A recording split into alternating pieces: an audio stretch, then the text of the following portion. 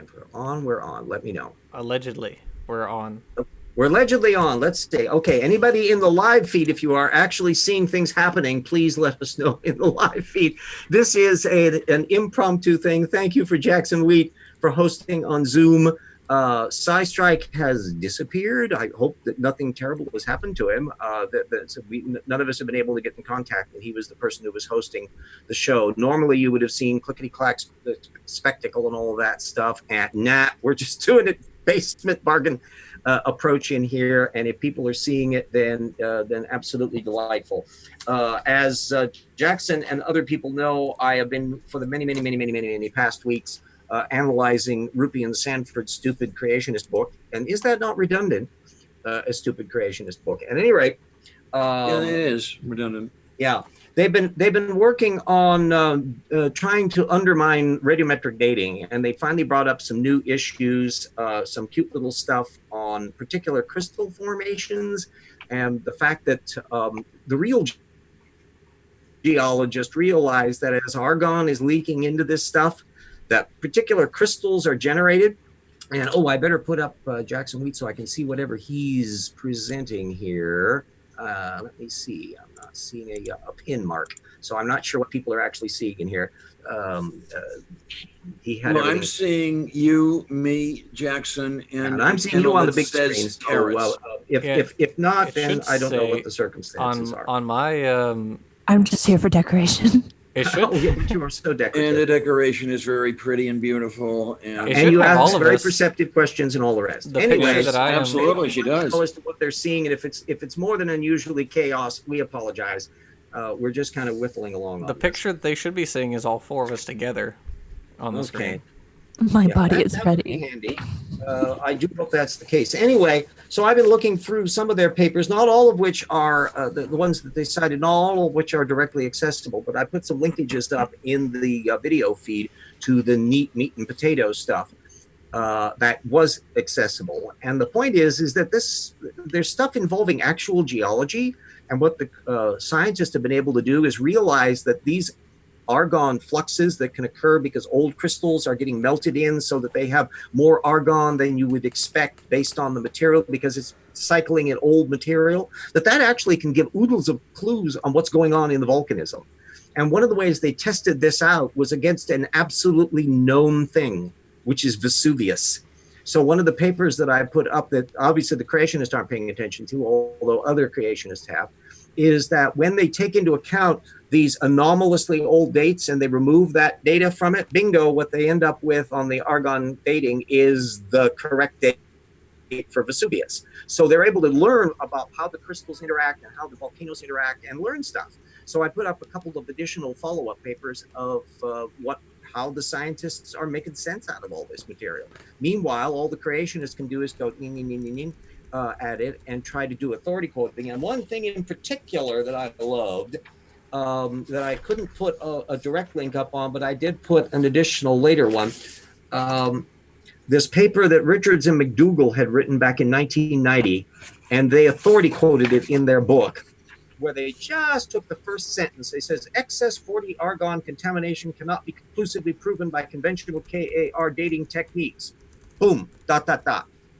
And they went on in the actual article, but under favorable circumstances, it is possible to resolve different AR isotopic components, atmospheric AR in situ, radiogenic AR, and excess 40 AR, by the 40 AR, 39 AR step heating method, and cited a bunch of works. It may also be possible to distinguish between the effects of excess argon and metamorphic resetting. Therefore, to test the two hypotheses proposed above, 6 of the previously analyzed hornblende samples with KAR apparent ages spanning the observed range were selected for analysis by this 40 AR, 39 AR method. In other words, the whole point of the bloody paper was to test out this model, and they correctly confirmed how they needed to deal with this material, and none of this got mentioned by Rupi and Sanford, who only authority quoted the first sentence. This got filed in my spreadsheet that I'm doing as a blue file, which is in the column for science material that is cited, but they're misrepresenting its content. And at the moment, over half of the technical papers that they have cited fall in that category. They're really manipulative scholars on that area. Theoretically, nothing that a scientist would be citing ought to have misrepresentation of material. Everything ought to be valid. But when you have as high a proportion as that, where almost half of the book is secondary authority quoting anyway, and all they're doing then is misrepresenting most of their material, or occasionally citing stuff that's legitimately controversial, or that they're not misrepresenting the content at least. But no, it's an awful deck stack on that. I think Jackson, who has just sent me his main draft for the geology chapter, would agree about all of this mess that we've been encountering in the anti-evolution biz. And that's what I was doing just earlier today before we had our little panic attack as to whether we were going to get a show on Under the Road, was the matter of VARVs, and that is involved with radiometric dating and all of that as well. And the really fascinating thing, I'm going to kind of improvise riff off of the structure of things. That's why it's so critical to read the original creationist material directly, not rely on a secondary commentator. So you can get criticism of creationism in a lot of ways. When I was just starting out in this biz, I would be reading the various criticisms of creationism that was showing up at Talk Origins Archive and others, and that's all valid material, perfectly fine. But the real meat of the matter comes when you move beyond them to look at the original creationist sources and the papers that they're citing for their argument, and the material that they leave out, or the material they misrepresent. And to do that, you need to be able to see the original material. And when I was starting out 20 years ago, holy moly, you just didn't have that primary source data available. So you really had to rely on the Talk Origins and other people who had access to college libraries and to funnel through and look at obscure little journals that are in hard copy, and you have to blow the dust off to take a look what's going on. But now the vast majority of the stuff is type in title, go Google search, ooh, research date, download PDF, boop, and there you got it. Isn't that sweet? Isn't that wonderful? So that there's umpteen different ways, and Jackson has explored exactly that same thing. The advantage we have now is the accessibility to primary source data field, and that means source methods has moved from an occasional poke at the creationist for a misrepresented source to a meat axe chopping their heads off in swaths, the ability to look at all the technical material. And so the more people that are involved in it, there's only so much time in the day. Everybody in principle can do what I'm doing, what Jackson is doing, what Pelagia is doing, what Trey the Explainer does, what Digital Hammurabi. There's a whole bunch of people that are doing video material and blogs and other stuff that are all functionally doing source methods analysis. And they're doing it in their own particular area of expertise, which would be, in Jackson's case, he's coming from a biological area, but then he's expanding outwards. Digital Hammurabi is a cuneiform scholar, and so he knows the historical literature. And then people who are watching us as the talking heads should not take our word for it. No, that's why we put the links up, is they can follow up on this material themselves. And if they can catch us making a goofball mistake or misrepresenting something, please let us know. Because that's the whole point of source methods analysis, is to have all the data field accurately represented. Figure out what the hell you're doing to explain it. You need to account for that data field. You need to be able to deal with new data and fold that into the data field effectively. And you'll find out, I predict and maintain, that when you look at how creationists and ideologues deal with data field, they're screwing up in every possible way at every possible level. And it only improves your understanding and your ability to flatten them like bugs when you are familiar with that primary source data field. Plus, you learn shit. Holy moly, you learn about so many neat things, like the VARVs that I've been studying and building off of, which are the sedimentation layers that occur normally annually, so that there'd be like a winter and a summer thing, and they're depositing different stuff because the things that are around in the wintertime are different than stuff that's available in the summer. And that's showing up annually in a lot of these little VARV accounts. So radiometric dating and all these things connect up together. And the thing that's so annoying but revealing about anti-evolutionists and other weird ideologues, anti-vaxxers, doesn't matter, fill in the blank, is that they're cherry picking blips of information that may or may not be as what they think. That's what happens when you get that pathological daisy chaining going on, where people will see some authority figure and then they'll copy that argument, standing for truth, as all of you who are following that stuff will be well aware of his approach. He's exactly like that. Give a brief summary on that, please, if you could. Oh, standing for truth. Both Jackson and I have debated standing for truth. He's a young earth creationist and kind of a Kent Hovind-ista, although he doesn't know how to read primary sources. And the one thing that makes standing for truth really good at his game is he's very good at memorizing the jargon. And so he will toss off the created heterozygosity and all the little jargon that he's copied from the creationist very diligently. He reads anal retentive careful out of the stuff he gets out of Sanford and Tompkins and all these others. The problem is he doesn't understand it outside of that box.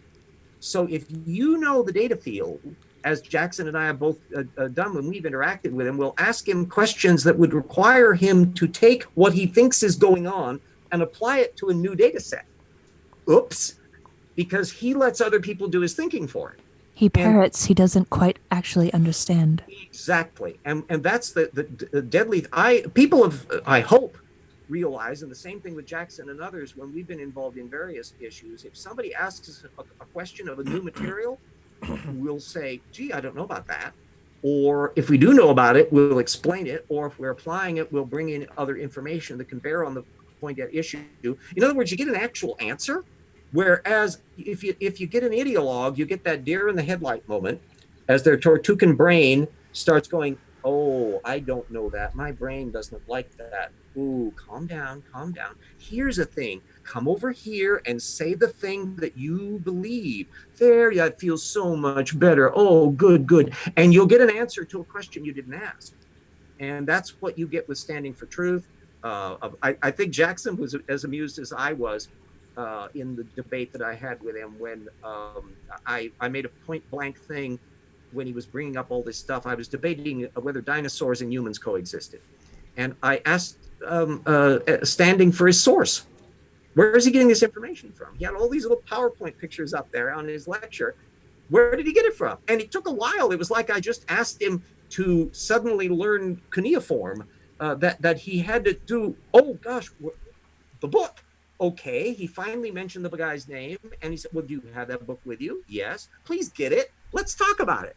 And so I had to drag him kicking and screaming to draw on his own source material. That's also a dead giveaway. I don't think anybody, the meeting has been upgraded by the host and now includes unlimited minutes. Thank you for choosing Zoom. Okay. Couple things from the side chat. Brian Stevens says, standing for truth is lost in his own little world and intrusions into it are rejected without incident. Immutable Destiny says, the issue is standing doesn't think. Ask him what information means in a genetic context, and he gets irritated because he doesn't know how to be precise. Oh, yeah. I've actually had that exact conversation with him. I've asked him that specific question. He cannot answer it. He cannot. Yeah. I've tried to get him to answer it. And it's not just standing. As we're showing in that... Neff couldn't answer it. Their book, we go after that again and again and again. Yeah, go ahead, Jackson. Oh, I was just saying, Neff couldn't answer it either. Jesus Christ. Yeah. And it's they use this as a buzzword, but what does it mean to be genetic information? All you have. Oh, hi Terry Davies. Hi everyone. We got Brian Stevens in there and all these others, and Lisa for Truth. There's a whole bunch. Because I'm in a hosting, not in the hosting environment, and we don't have all of our files and stuff on there. We won't get our cute little obligatory. Thank you, patch in the middle of the show, but I will be reading the information anyway. And so we'll kind of work around that, although all the stuff is still in the links. But anyway, that information thing, Jackson and I both agree, holy moly, creationists are stupid on this. That they use this as a buzzword because it's sort of ATCs and Gs. Now, if you ever actually rattle off ATC, T, CTT, T, CT, G, C. Forgive me, I'm totally lost at this point. Exactly. That's what you see in a DNA code. Yeah, okay. He's referring to the nucleotides that constitute a DNA strand. Oh, right. A mass of those just from a list that you had read. It's extremely difficult to imagine, especially in shorter strings. Could you tell if that was real or not? that it was a real gene in a real organism that does real stuff? Could you tell what it does? And if you change a one letter to a different cognate in one spot, is that new information or not? Will it mean a different protein or not? Will it mean a different regulator or not? Will it cause an arm to suddenly come out of things, or will it cause the organism to drop dead, assuming it's real coding at all? That just looking at the strings of ATCs and Gs without context is meaningless, absolutely meaningless. Yeah, And they go on about the information. The one thing that I've always wondered is there any call to call this information, or can one call it a template? You're turning a baseball bat. Like a blueprint.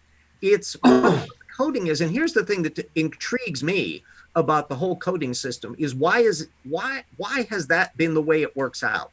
Because what you have are not proteins stored. You have a template for the manufacturing of proteins, templates for how to turn the protein makers on and off. You have templates for turning on the turning ons on and off. You have templates for things that tell things to stop doing that, or do it less, or do it more. And that complex layer is what we see in the genome. And how does all that come from amino acids that are formed from nucleotides that are not themselves amino acids? Because that God cognate things. And that's one of the huge issues about how the origin of life developed, and how Luca, the last universal common ancestor, and all that cell replication system develops. And it's still an ongoing, fascinating puzzle. We had a delicious conversation, Jackson and I, with a person we shall not name because it was not recorded at his own respect. But nonetheless, it was a gobsmackingly interesting discussion. Man, I wish we had gotten to record that conversation. Oh, I hope someday. My gosh, that was, we were going to thinking, were we going to able to fill up 40 minutes or an hour? We talked for 3 hours. And it was a freewheeling, delicious, exhilarating. The graphics work the fellow has done, the wonderful advice he was giving Jackson about career moves, and that he's the reason why people do science, because they love their work, and they're just I'll get the condoms. Fireworks of interest. Michelle Desjardins said, why is it always 4 letters? Why not 3? Would that change the info? That's a really good question. There's already a hypothetical system, and it's not hypothetical anymore because they're actually engineering it. There was, I think the paper was in PNAS just last year or a bit before, of adding on several new amino acids, so that instead of codons, so that there's 6 codon system instead of 4.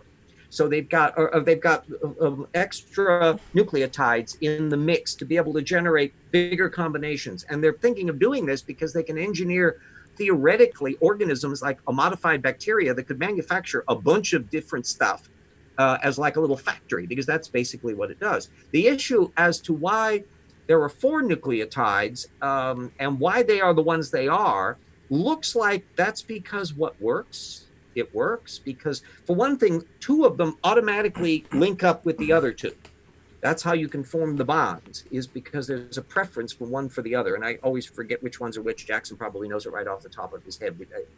A, T, C, and G, which one matches to what? A and T match and C and G match. Yeah. And then you've got the fact, why is it uracil is in the RNA rather than its tyrosine or whatever it is in the DNA counterpart? Is there a reason for that? I suspect so. That it's not a coincidence that that's the way it is, and that's because in this churning sea, in the early replicator, early metabolism phase, way before you get to an actual full-blown replicating cell-bound organisms, is that's the competitor that worked, that its weird system of things linking up with things ends up as the one that gives the edge. And how all those pieces work together, good heavens, our guest that we were talking to was only in his 30s, may very well be gray-haired by the time a lot of that is worked out. But I bet he'll be one of those doing it. Yeah, well, I'm just curious on this. Wasn't there, or isn't there, talk about a hypothetical 3 codon system? Oh, well, it already is. Or am I thinking of something else? Already is triplets. So each 3 codons specify for an amino Oh, acid. I'm sorry. Then it would be a 2 codon system. Yeah, in fact, the guest we were talking with confirmed that is indeed an area that he is going into as well. That if you look at, so one thing is that you have a weird redundancy in the coding system. If you look at a chart of all the little codon triplets and what they code for, there's a couple of them that are start and stop, and then there's a lot of duplicates, and then there's just 1 or 2 amino acids that have only 1 codon triplet as their codon, which means if anything happens to it, whoop, it's out the window. You don't get that amino acid. But an awful lot of the amino acids are redundant ones, to where a 3rd codon is one of the variants, and it still codes for the same thing. If you pare it back and figure how much can you code for with a 2 codon system, it turns out that the amino acids that are the most commonly used in proteins and the easiest to synthesize prebiotically are the ones that would be coded for in the 2 codon system. Okay. So the tantalizing idea is that there was a training wheel system where you only had 2 codons and a smaller protein set and a smaller amino acid set, and that later on in the course of evolution, which may have involved tens of millions of years, that the hitchhiker expanded. We know some of the mechanisms, by the way, as to how codons get reassigned, how the little things that latch on to the codon and plug in the amino acid, and there's one for each codon assignment, that those have some wobbles to them, and they can naturally wobble, and that's how mitochondria have changed some of the codon assignments to a completely different amino acid. And by the way, it's always one of the redundant ones, never one of the universal ones, because in that case, boop, it drops dead because it's missing some of its useful proteins, amino acids. And so all of these are the clues that indicate the training wheel system that's lurking mysteriously beyond our immediate reach, because all we have to look at are the existing organisms that are derived from LUCA that may be tens of millions of years after, or 100 million years after the original replicators. Now you'll notice thank you. Ask me a question about a new thing, and hopefully I'm able to apply insight from old things I know in a way that's kind of a useful answer, I hope. You always come up with useful answers. I don't know And that that's you what come we up don't with an get answer that was not from useful. SFT and Nephilim. Oh gosh, Nephilim. Or any of the other ones, and it's the same with an awful lot of intelligent designer creationists and others. Vought or Vogel or whatever his name is, I can't remember his name right off the bat, but Jackson Wheat and I occasionally bump into him on Twitter. He's a quasi intelligent design, but really a closet young Earth creationist. Who? Who lob papers. I can't remember if his name is Vought. I'd have to look it up. Think much about him, but he's a really weird fellow, because he'll lob technical papers as though they somehow support his argument, and they don't, not even a bit. Are you talking about James Cole? Yeah, Cole. Oh. Yeah, that would start with a K. God, he's a loon. I take it this is an identifying behavior for him. Oh, yes. Yeah. He is just hilarious. I learn more interesting technical papers from stuff that he has tossed at me as though this is helping his case when it doesn't. Karis, you have no idea. This is a defining character. This is a characteristic diagnostic of James Cole. He's like certifiable. I mean, I don't understand it. Yeah. Oh, Brian is putting a link in there to a non-standard codons, a nature.com article, excellent. And Immutable Destiny says thiamine, not tyrosine. I duly stand corrected, or sit corrected, because I'm still in my seat on that one. We're sort of about halfway through the thing. So first I'm going to pause in a sense to talk about the patrons who have helped me keep on the way, although judging from this week's show, this is nothing to be uber proud of, but nevertheless, we're clunking along. Still going strong, RJ. There are colleagues Hendril and Eric and Suris, and our researcher level Travis and Convert Me and Eat Meal and Ralph and Pelagia and Benjamin and Ugly German Truths, and our assistant researchers Mike and Duranku and James and Puffalophagus and Totes Real and our friends Daniel and Stephen and Marigale and Insects Are Cool and Morton and Bo and Staggles and Alex and Paul and legacy patrons, people who were able to help at one point but haven't been able to keep it up permanently. Jan and Jody and John and Keith and Andrew and Dyer and Yui and Mona and Brad and Daniel and Nyanya and Sun Sky Stone and Everett and Sewer and Zeshi. I thank every single one of you on all of that. There's a listing for the Patreon account and the GoFundMe all in the video link. And you can also find that at my website, tortucan.wordpress.com. And so there's plenty of ways on that. I am exceedingly grateful for every bit that comes in. $1 a month when a lot of people are doing it is a big difference. And those higher up on the echelon, the 5 and the 10s, and some of the profligate 25ers are absolutely spectacular, because it means that I can do ink and paper and food and monthly bills on a kind of more regular basis, where I'm not having panic attacks in the middle of the month to see what's going to happen and the like. So it makes an enormous difference on that. So we're now past the shameless plug moment. Everybody remember, also, Evolution Slam Dunk out there. If you want to slam creationists on macroevolution, the reptile mammal transition is it. And I have literally written the book on it.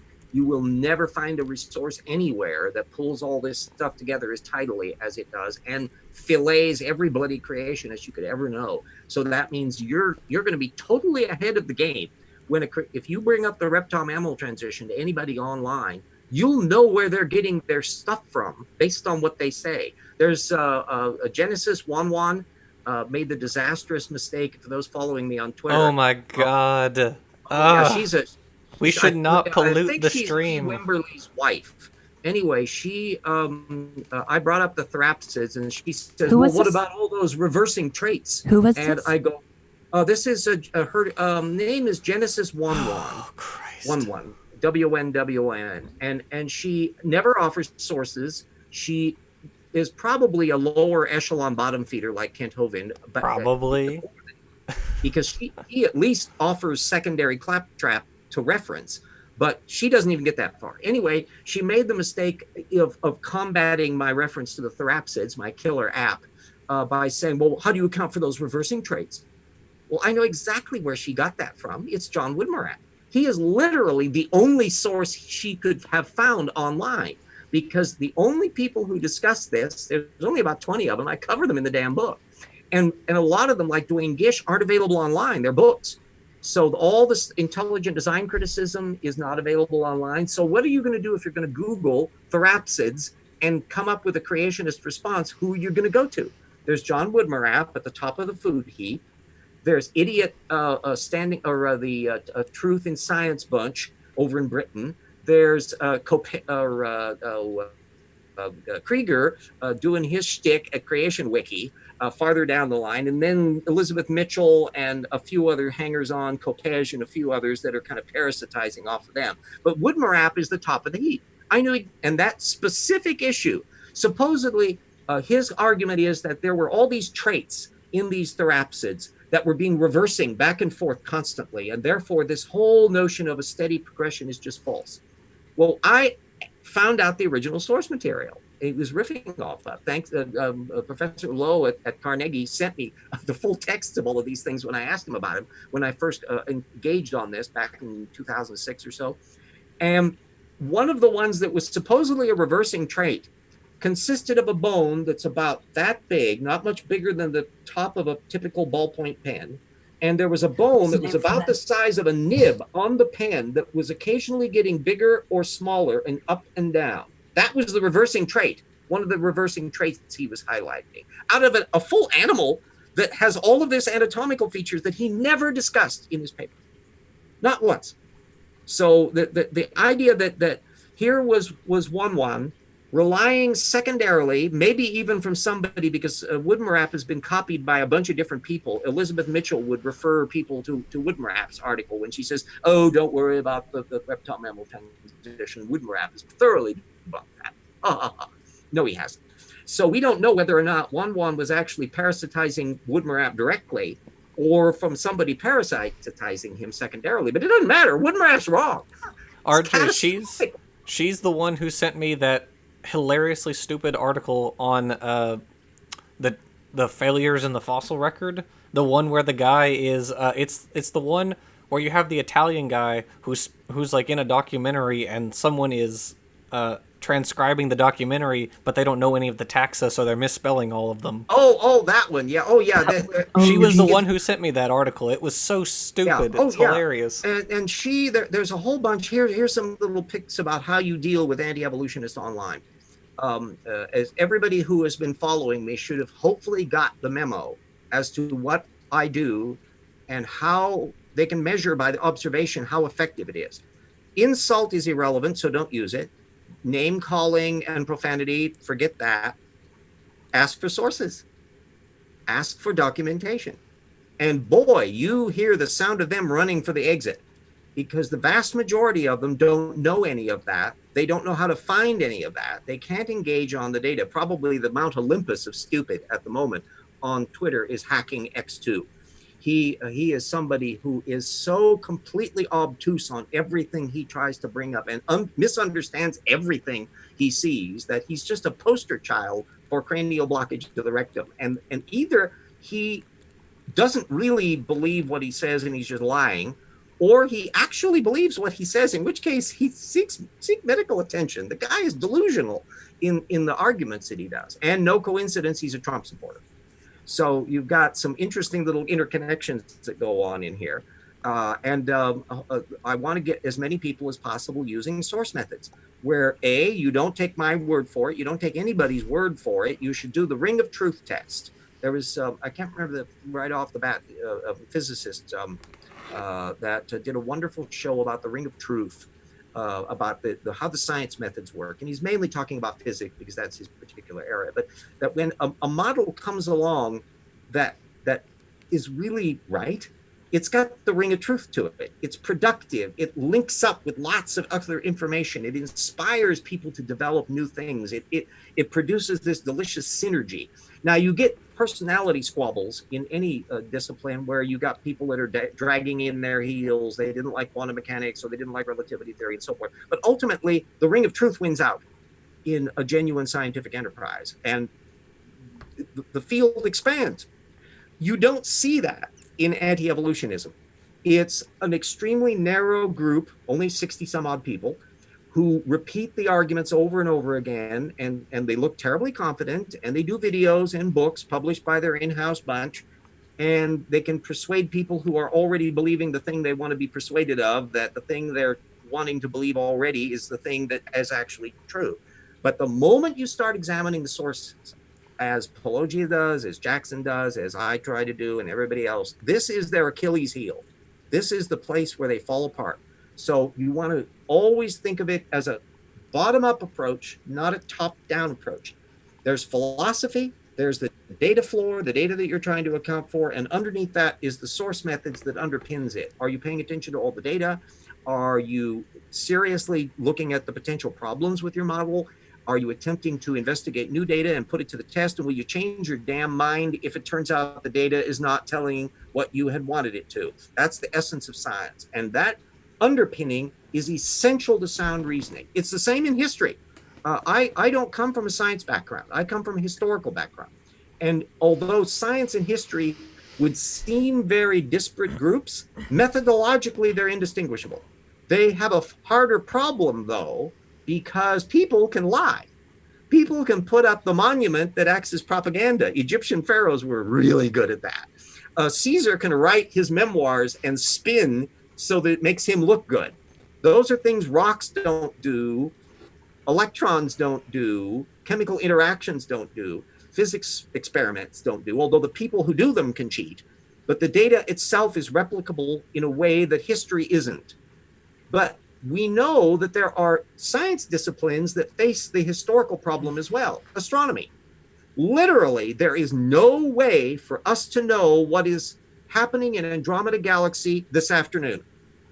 It's impossible because we can't travel faster than light. We can see in great detail what happened 2.5 million years ago in Andromeda, and tomorrow we'll see what happened on the next day 2.5 million years ago, and so forth and so on. When you look up at the pole star, Polaris, you're seeing it as it was 400 years ago. 400 years ago is 1619.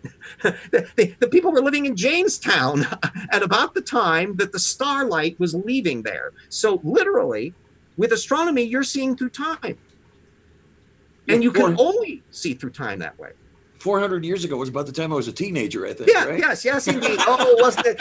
Those were the days, we didn't even send our tweets by clay tablet. Come on, Jackson, let's go. Okay, so anyway, I'm past that. I better get to part 2 of the show, which was the other issue that you can follow up on some of that radiometric data, but the other part of the show happens to be an old pal of anybody who studied modern creationism, and that's Kurt Wise, their favorite little paleontologist. And Kurt Wise, not one, not two, but 3 separate creationists, including Hacking, have lobbed at me his lecture that he did just last year, I think, on the evidence for flood geology that he was delivering at a creationism conference. And I got the chance to see Kurt Wise in his native habitat and all of that, doing his little shtick. It's about an hour long reference, and I've got the video in the link on it. And of course, I would be asking the question, a lot of claims are being made. Did you fact check the claims? And guess what? No, they don't get to that part. Well, I looked through the whole bloody video and looked at all the material in there. And the thing that really caught my eye had to do with paleocurrents. Kurt Wise put up a chart that he's arguing that the evidence is absolutely solid. And this guy Chadwick had figured this all out, and he actually even helped him collect data for this data set. What is a paleocurrent? What is a paleocurrent? Oh, a paleocurrent would be evidence of where the water currents were in a particular deposit, if they were deposited in a lake, in the ancient past, in the geological past. And whenever you see paleo on top of it, paleoclimatology is the study of what the climate was doing at time X in the past. Paleoecology would be talking about the ecological relationships of organisms that they can infer about what was going on in the past. Gotcha. Paleogenomics is where they literally retro-engineer the ancestral forms of molecules and test them out biologically to see what they do. Isn't modern science fun?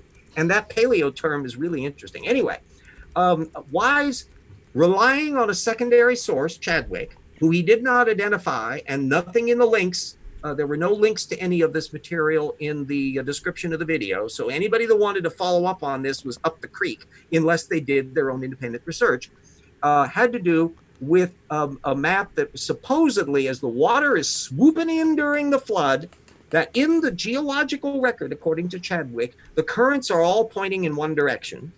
And then when the water is sloshing away during the dry down phase, which we silly geologists are calling the late Cretaceous or something like that, that's actually all pointing in the opposite direction as the water flows away. Ta-da! Isn't that wonderful? I'd like to see the data. So I started to do some background analysis on it, and I found that there was Sean Pittman had a posting where he was putting up this same little chart, and that's as far as I went. And then the heavens opened, and I found a video by Vice Rhino, who had got there way ahead of me, and he had all the information up to where you can follow it up, and I put the links that I gained from him. Chadwick and Leonard Brand and their other little gang made the disastrous mistake of doing meticulous research. Bless them. And they did a paper cataloging these thousands of data points that they put up at a regular Nature journal, science journal, the science data journal that Nature runs. And I put the link up in the video to it, so everybody can go look themselves. Vice also went to look. And so he was checking out whether or not the paleocurrents actually matched up with what Chadwick was claiming about them, and therefore, by inference, what Kurt Wise was repeating Chadwick said about them. They don't. That, in fact, the paleocurrents are not uniformly in one direction. In fact, most of the time, they're in completely different directions than the direction that they're mandating. And he went through several different continents, Europe and North America and South America, on this, and went through and put graphics up and all this kind of stuff. And I was in a little chit chat in the side on the stuff because I was just as delighted with all of this material.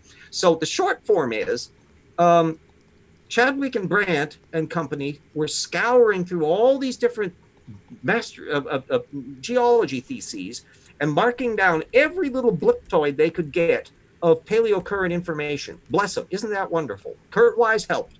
The problem is then when they got to the point of making their argument, they're cherry picking blips of those information that fit their preconceived dogma. They're not paying attention to all the data. And Vice Rhino showed that, and I confirmed it when I looked in the spreadsheets.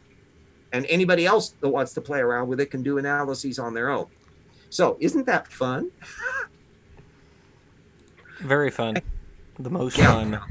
It's an example of how all the fun things. Chadwick and Wise and company are, their heart's in the right place. They're trying to do science. But the problem is they've got a dogma that they're trying to defend that has a tiny problem. It's wrong. And so they're never going to make the data fit. And the only way they can do that, kind of, sort of, is by data selection. And I had never seen quite so blatant a piece of data selection in a field where I've seen quite a lot. In the same way that you see with poor Todd Wood and his baraminology stuff, where when he starts doing analyses and you literally see them lobbing off the data as to what they're going to put into the mix, and then they come up with their kinds. Well, if you left most of the data out, why shouldn't you? You're cherry picking it until it fits. And that's not the way you do science. That's the bottom up. His, or no, not his, was it M. Aaron's, the average dinosaur size, because they have to fit dinosaurs on the ark. But the funny thing about it was, he says he excluded Microraptor from his analysis because it was too bird-like.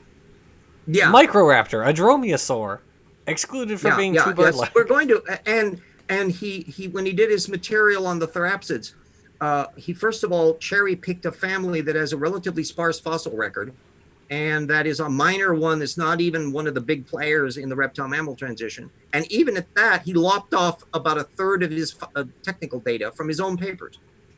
I mean, are we supposed to take this seriously? Uh-oh, TD Lane brings up giggity. Kitty. It's because I had said that Wise led me to atheism and that he's my deconversion daddy. Yeah. There are an awful lot of people, if you have a non-Tortugan mind and you are raised in a creationist environment and you have an ability to actually pay attention to data, looking at the data will not be your friend. That at that point, you're going to constantly find stuff that doesn't really fit. I mean, the whole Kurt Wise's his floating forest and his reefs, his magical reefs, which have the entire Paleozoic and Precambrian strata in them. Stromatolites. Yeah, supposedly they've got and you'll notice he never really tells you where they were. They're around. Even though here's one of the fun parts is that just because, for those of you who don't know what stromatolites are, they're very, very rare today. They're basically layer cakes of bacteria that grow in extremely nasty environments. Why? Because if it isn't a nasty environment, fish and critters come in and eat the bacteria. So they're here. And so in order for that not to happen, you've got to have an environment so salty and hot and crappy that they're the only things that will live there, and they're just happy. So you get there's a spot, a lake, or a little seashore inlet in Australia that is crappy like that. Nothing will live there. It makes Great Salt Lake seem like a happy place, or the Dead Sea.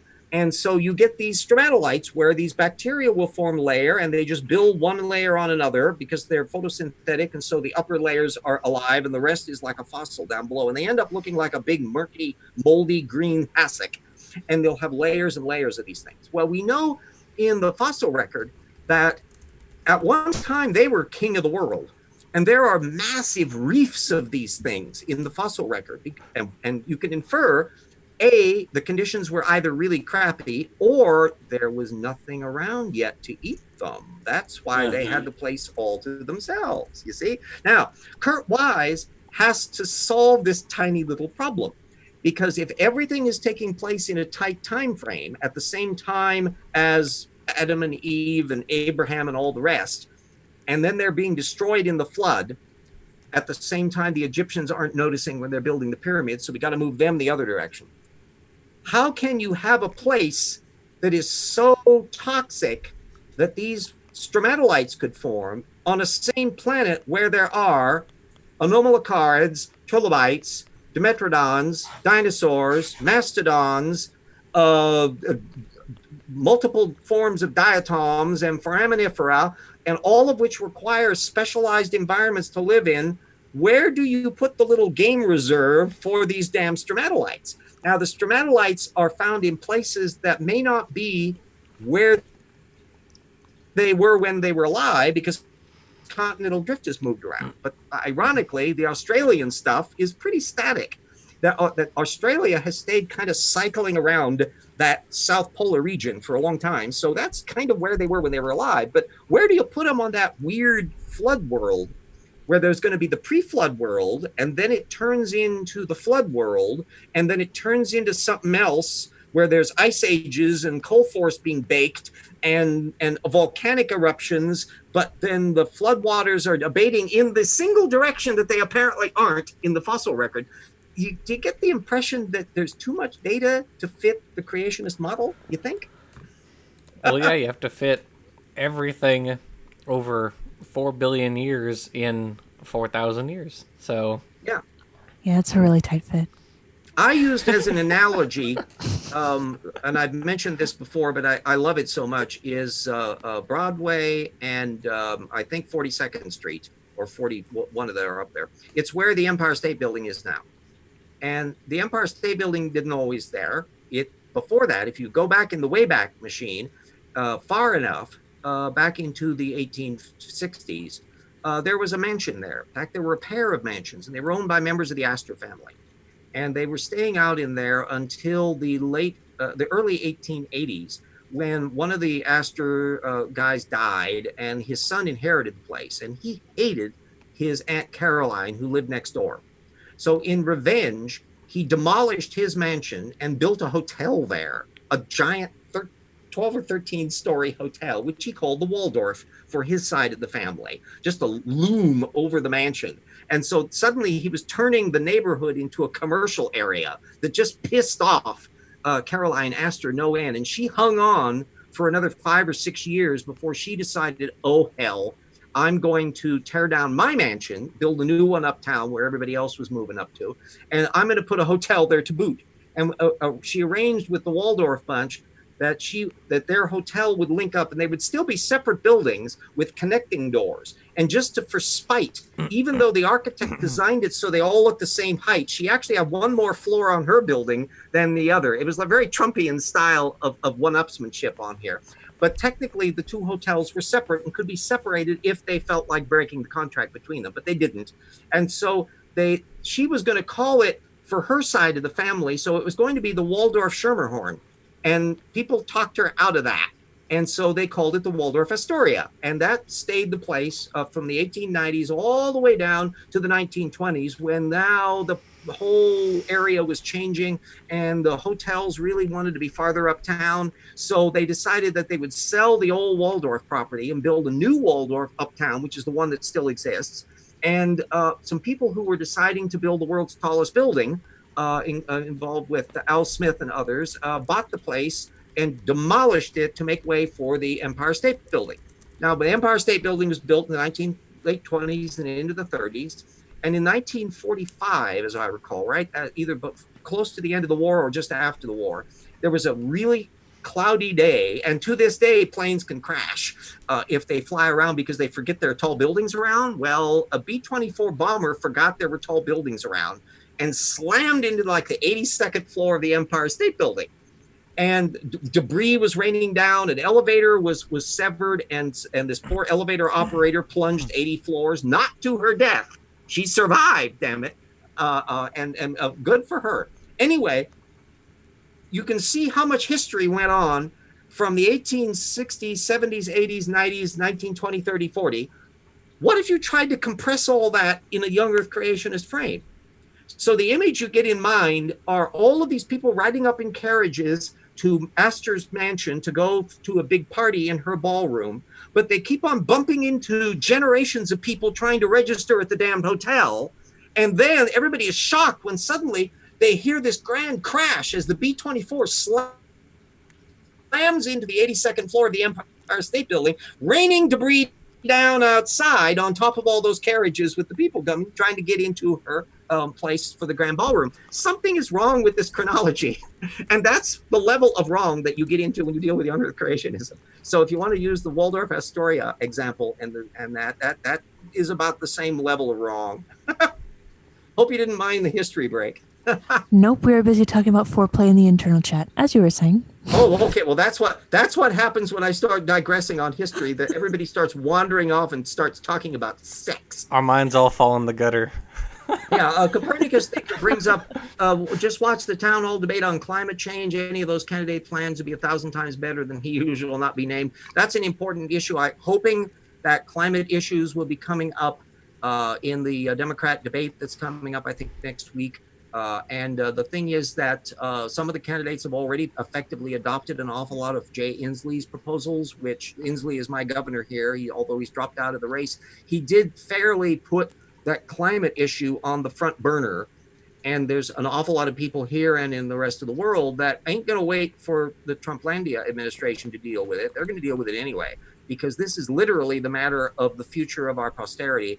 And we dilly-dallied through incompetent administrations long enough. We can't afford to slow down on this one. So there's a little brief discussion of recent stuff. TD Lane says, history is great. Too bad creationists don't have a grasp of it. This is something that intrigues me, and it started to intrigue me when I was very early on in the TIP project. Is one, I noticed how bad they were at history. And it's in everything, whether it's Chinese history, Egyptian history, Aboriginal Australian history, the whole 9 yards of it. They just don't have what I call the map of time grasp. That what you attempt to do, I'm a pathological in sequence guy. So whenever I'm interested in something, I want to put it in the order that it happened and then try to make sense of it. And I do that with classical music composers. I do that with the history of automobiles. I do that with why chess sets have changed over time. Everything I'm intrigued with is that. And you'll notice that put everything in time sequence thing, you don't find in anti-evolutionism, ever. Other than just the vaguest notion in young Earth creationists, you'll get something where they'll sort of put a couple years up and say there's the flood period is here for like a year. And then after that, which year exactly? And then there's an abatement period that's maybe 150 days or so. And let's not be too specific about trying to plug our data field into that generic frame. Then you move over to intelligent design and old Earth creationism, since they're not worried about the flood. Nothing. You've Jackson, you've looked quite a bit at Darwin's doubt. Unfortunately. Yes, unfortunately. Would it not be a fair thing to say that chronology issues are few and far between in the text? It's very ironic because his book is about, well, at least like the first half of the book is about upending the Cambrian explosion, and yet there's not a lot of paying attention to what's actually going on in the Cambrian. Because, yeah. I mean, in the video that we did, we pointed out, the first eukaryotes appeared like 2 billion years ago, which is followed by the first animals like 600 plus million years ago. Yeah. And then the Cambrian explosion comes along about 540 million years ago. So this is a very, very long and steady progression. There's nothing, amazingly explosive about it. I put a little reference up in the live chat. Small shell leaf fauna, which he doesn't mention at all.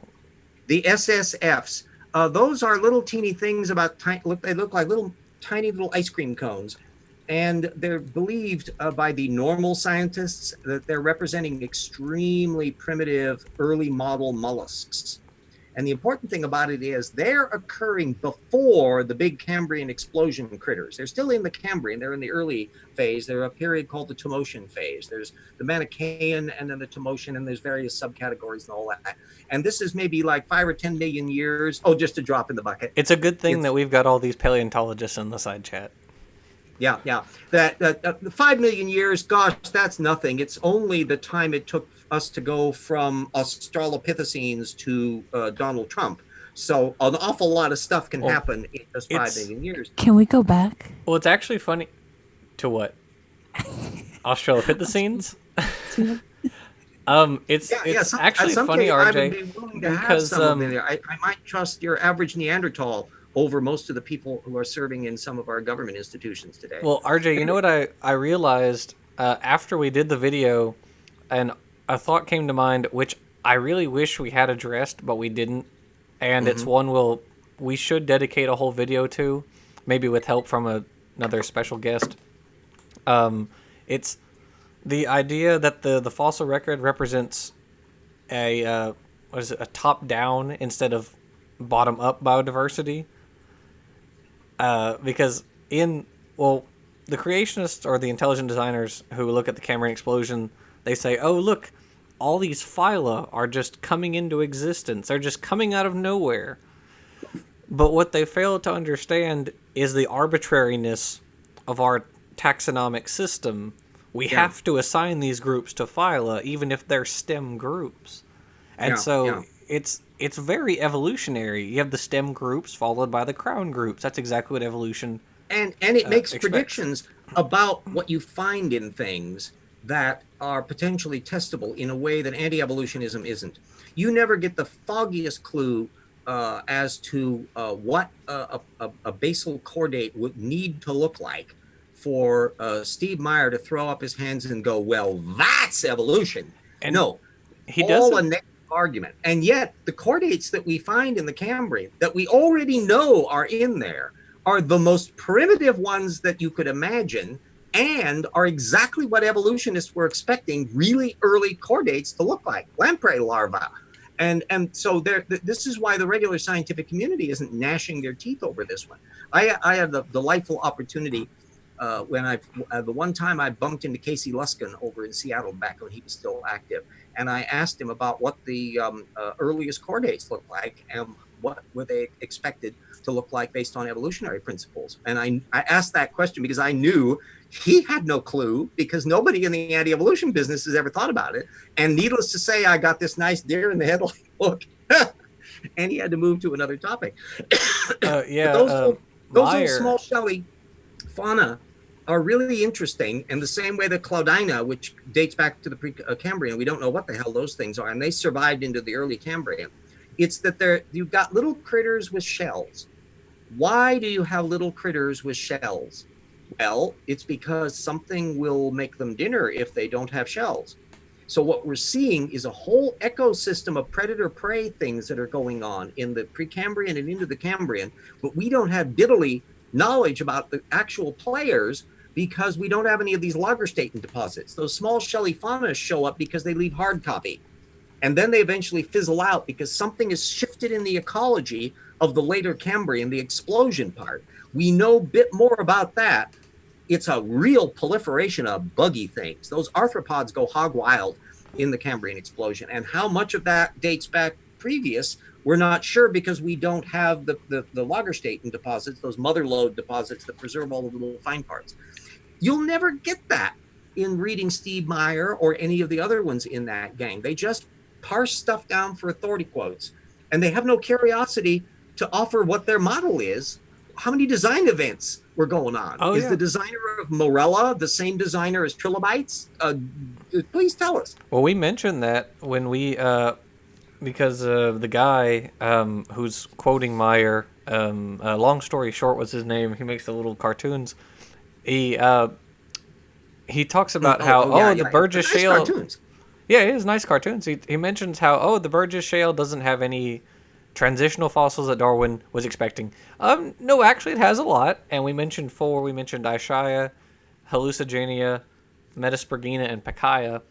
None of those are put in their phylogenetic context by Meyer. Not one of them. Ever. Well, because he has no context. And for one thing, I know for a fact, Steve Meyer, because I've talked to him, Steve Meyer does not think that phyla were created kinds or types. But what exactly he thinks was going on, he's never thought about, literally. And you can't find him ever thinking about it. So what do you think happened? If organism X did not come about from organism Y by a natural evolutionary process, then how do you get X? Is there a magic-y spurgle that comes down and makes X's all in a poof? or is what's going on? Is some designer designing taking Y and doing engineering, changing the DNA into a new thing magically? He's playing didgeridoos. Tell us Clearly. what you think happened. But they never get to that point in the intelligent design factory. And the same thing for the old Earth creationists, Reason to Believe, Hugh Ross and that bunch.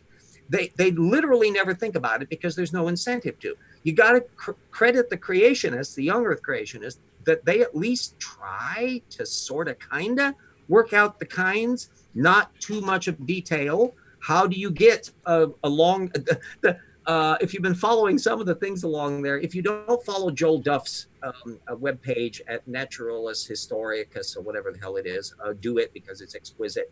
And the same thing with Heron, where you get material on the Volvox and multicellularity and stuff. And anyway, Duff just did a piece, and I urged him, in fact, that he needs to write a book because he knows a lot about systematics, and he's been following the creationists in this regard, and he's been pointing out example after example of contradictory material where older creationists are saying one thing and the new branch are now acknowledging the very thing that they said was impossible. And one of them was the giraffe. And that the giraffe, of course, all of you who know old creationism know giraffe can't possibly evolve. It can't possibly evolve from a young neck form, a short neck form. It just can't be. Guess what is aboard the Ark Encounter for the giraffe kind, a short-necked okapi-like animal, that they have suddenly acknowledged the very thing they require that the giraffes evolved after the flood in lickety-split time. Whoa. From a short-necked form doing the very thing that they've insisted for years evolution can't do. Well, RJ, all of the young creationists are very familiar with George Orwell's 1984 book. We were always at war with East Asia. What are you talking about? Exactly. Yes, precisely. And creationism is double plus good. Right? Yeah. Mm-hmm. Now, one thing anyway. I'm curious about, you were talking earlier about people working with phyla from the top down. Maybe I'm playing Captain Obvious here, but isn't that looking at it from today's phylogeny? Absolutely. Is it not that in the Cambrian, the phyla were the incremental differences, and the only reason that they are the major groups, phyla, is everything that went on in the 500-600 million years. First off, you're absolutely correct. If we were like a Pikaia systematist, for instance, we would be looking. Say that 5 times fast. If we were Pikaia, and we were systematists in the early Cambrian. I'm done.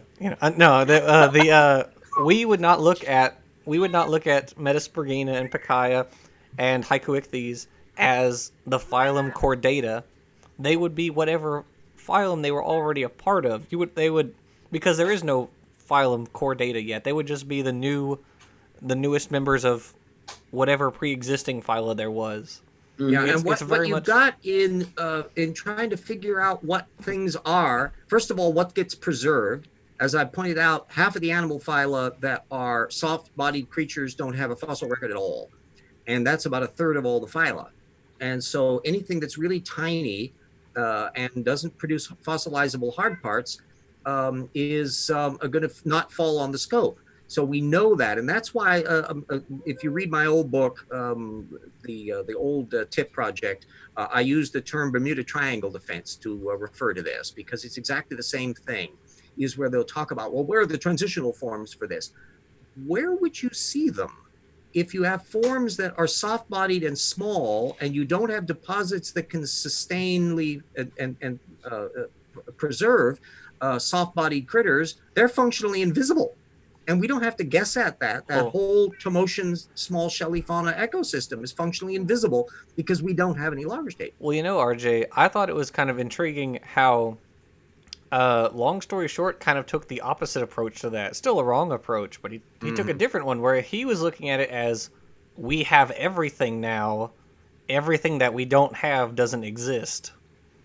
Which was kind of intriguing. Here's the fun part, is that what we certainly have to pay attention to what data we do know. And the problem is that anti-evolutionists have demonstrated by their papers, they don't deal with the data we do have. They don't account for it. They don't figure out how many kinds are involved in that. And if you're going to argue that the origin of phyla is a really big deal, the question I've invariably asked everybody in this subject, do you acknowledge that there are animals, that every animal alive today is physically descended from the phyla that first appeared in the Cambrian, or not? And virtually none of them are willing to go that far. And therefore, who cares what phyla were created 500 million years ago if that nothing alive today is supposedly descended from them? And that's that whole implication that both the intelligent designers who don't like common descent and the young earth creationists who don't allow anything crossing a kind, that all of them have to kind of dig their heels in vaguely. The problem is that an awful lot of what we define as a phyla is a squishy thing. And as Aaron Ra would have pointed out, that once you are in a category, you're in it forever. And therefore, everything that has a notochord is going to be classified as a chordate, regardless of how diverse it is. So you can be a little baggy tunicate, or you can be a vertebrate, or you can be anything in the vertebrates, and you're all still in that bag. But the thing is that a lot of when they say that, well, there's no new phyla, how could a new phylum emerge from the chordates when the presence of a chordate phylum or a notochord means it's going to be classified as a chordate no matter what? So it doesn't mean that things can't change enormously. And in fact, many phyla, as one person said, I think he was talking about Cnidaria or something, that if you look at the amount of diversity within that phylum, that it's so huge that if you were looking at their brain, the far ends of the spectrum on that, you would probably classify them as separate phyla if you didn't know all the grades in between. And that's the whole difficulty, in the same way that when they talk about just move down a notch from chordates to our little bunch of vertebrates. At that point, now you can start looking at all of the therapsids and all of the synapsids and all of the diapsids and all of their branches. Now at that level, you start seeing a vast cascade of data that if it doesn't look like evolution, it's sure doing a darn good impression of it. And if so, that would mean that a designer is deliberately constructing things in the order that you need to match an evolutionary paradigm. How sneaky.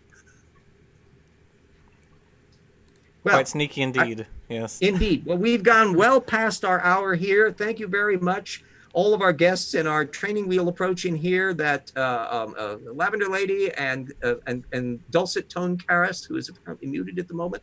And well, thank you very much for having me here.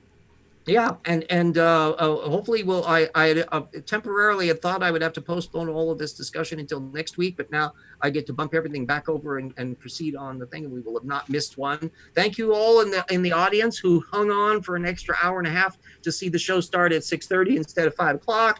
I'm sorry for the trouble, everybody. I have not been able to get a hold of Sai, but thank you. I am genuinely worried and hope that. Well, you're not the only one. Yeah. So until we get a message saying, "Hey, I just fell asleep in front of the TV," or something like that, we will all be terribly worried. So thumbs up for Sai Strike, and let's all find out what the circumstances. The last I had heard from him, he was driving. Well, that could account for if he was busy doing something and visiting. He wasn't doing a trip or anything. It wasn't a trip. Yeah. It was just in his local area. I'm just hoping with New Jersey. So long as he is still functional and in this world, then that is. No, I mean, like, I heard about this last night, but but yeah, thank you to both Diana and Jackson for stepping in to the rescue. Like I told Diana earlier tonight, not all heroes wear capes. So again, thank you. Indeed, you do. I think we'll all hope to hear. I'm living proof of it. I'm up shit creek without the help of all the wonderful people who have made things easy. And Jackson, you just stepped in there just like the little white knight that says, "Hey, here, Link." Boop. Yeah, I'm just sorry that my system seemed to be having as many problems as it did. I'm going to have to figure that out myself, because that's going to have possible implications. Well, yeah, we in the thing before the previous shows, when I switched over, Sai and I spent a whole weekend hammering away at various options, and we were getting synchronization problems and roboting, and he was tearing his hair out metaphorically, and I was tearing my hair out metaphorically, and so finally we ended up with the Zoom thing. Michelle Dessert, thank you. She's so stoked you started late. I never catch you live, and I have a question for next. Oh, what? Oh, golly gosh, put that question in there. Tell us, Michelle. Oh, well, she can put it in the comments on the video on that. That'll work as well. I love to have the viewer questions. That is very nice because that's when I do lecturing. And by the way, if anybody wants me to do talks, I am available either by Skype or if you pay my transport, I'm happy to show up there in physical person indeed. But when I do a lecture, I really love to do it the opposite of the way that an awful lot of people I see do it. Especially the higher up they are on the amount of money you have to pay to hear them. They tend to have like an hour and a half, and then maybe 10 or 15 minutes of questions where they're sitting up there briefly and the microphone then disappears and that's the end of that. No, I like to have a short 20 or 30-minute talk to get my main points across and then spend the rest of the time getting in with the audience down and dirty right in front and having Q&A going back and forth and really gets things going. And so I play that as kind of an improv thing because that's where you find out how much of your lecture got through and it spurs people to new things. So you end up with actually more information and content in the course of that Q&A. So I have a very different approach on that. So there's and then you're drawing the audience in as they are part of what's going on. Yeah, I think I've got a few linkages somewhere of like a thing I did at the Seattle Atheists a couple years back. I think I have the video link up on that one. Anyway, so there's a thing, shameless plug for, hey, invite RJ as a speaker. And I do debates, remember. I don't leave anything living at the end of it, but... Remember, didn't you do Hovind? You did Hovind. Oh, absolutely, sure yes. A good old kid, rather Hovind. famous. And I doubt seriously that Hovind will ever want to be on the debate platform with me ever again. Do you think you might go ahead and link that either in the chat or on Twitter once again? That way people can go back and watch it. Oh yeah. I'll put a link up on there. Those of you who follow me on Twitter, I'll zap that out when I get back onto Twitter because I shut all that. Particularly enjoyable for everybody except perhaps. Yeah, it was last September. In fact, and if you Google Downard Hovind debate and all of that, it should pop up fairly straightforward. Was that a year ago? Yeah. Jesus. Yeah, it was in. I said, was that a year ago? Jesus. Yeah, it was last September. Getting old, Jackson. Oh my God, RJ and I have known each other forever. We're like an old married couple. I've been wanting to debate Hovind for a long time, and I wanted to show the power of source methods to do it. And I was particularly cocky confident because I had just done a bloody video on for Evolution Hour on Hovind stealing crap from Harvin Yaya. And so I was right in line to be able to just dismantle him. And he didn't like being called a bottom feeder. And he should like being a bottom feeder even less than being called one. He's very much a bottom. He's not a top. Yeah. He's not a fact claimant. I don't recall anything Hovind has ever said that is his own original stupid thing. He copies stupid from other people, Walt Brown and other creationists, and he's very slavish about it and often fairly detailed, and he puts up PowerPoint slide references to it, and that's how you can track down where he's stealing his stuff from. Well, he seems to find exquisite examples of stupid. I mean, he's a compilation of the best out there. Yeah, well, and again, most of it's secondary because I would guesstimate just from my own experience with him, 80% of his junk he's stolen from Walt Brown. And if you look at Walt Brown as a website, his book, I can't remember the name of the damn thing, but it's been up as a website. Is that the hydroplate theory? Something like that. Was that his book? And, and it's a fairly extensive, it's all broken down into subsections and all of that. And everybody can go look. And so you can find just exactly where, if he's talking about radiometric dating or geology material and fossil stuff and authority quotes, odds are he's nicked it from Walt Brown. He's just slavishly superficial in that respect. And then there's a few other lower echelon ones. And in fact, I'm pretty sure he was relying on, oh God, I can't remember the name of the guy. Anyway, they came up with the old ice canopy theory because he now, Hovind dangles, he calls it the Hovind theory. No, it's the old ice canopy theory. You aren't even original with your stupid, Kent. Really, just give it up. Anyway, you can all urge out the grassroots, hey, are you afraid to debate RJ Downard again? and we'll see whether or not he's afraid to debate R.J. Downard again. Indeed. He might set Yeah. rules for the next one, though. So just. Oh, I don't care. I'll work around him because I knew full well that it wasn't going to be a conversation. It was going to be a standard format debate because that's all Kent knows how to do. And the only thing where the gods smiled upon me was that he made the disastrous mistake of letting me go first. But I was fully prepared if he went first to adapt my presentation to work around that. But the fact is that in a formal debate, that's an Achilles heel for a secondary ideologue because they have to shut up at some point. And so you get to do your say. So if you're able to do proper improv where you can deploy your argument quickly and with proficiency, I didn't have to do any improv in the opening segment because I got to go first. And that threw him off. And so if you'll notice through that debate, you may not notice, but I did because I watched him prepare it. He had put all of his PowerPoints up and spent like 10 or 15 minutes beforehand getting everything all organized. We had to delay the opening of the show because he had to get everything organized. He ended up not using any of that stuff because I completely derailed his brain. And then if you notice a typical Hovind spiel, at the end, he has a thing, come to Jesus, and it's an appeal to convert. He didn't do that with mine, because I completely discombobulated the little guy. So I feel perfectly happy with the outcome of my debate with Kent Hovind. Indeed. At any rate. And it's nice to know that Michelle finds claptrap is her favorite RJ-ism. I also do a piffle sticks, just in case. That was another one. Anyway, so I think we can stop the program here. And normally there would be like additional stuff and graphics and all that, but we just have to just say, hey, bye. We have to say buy RJ's books.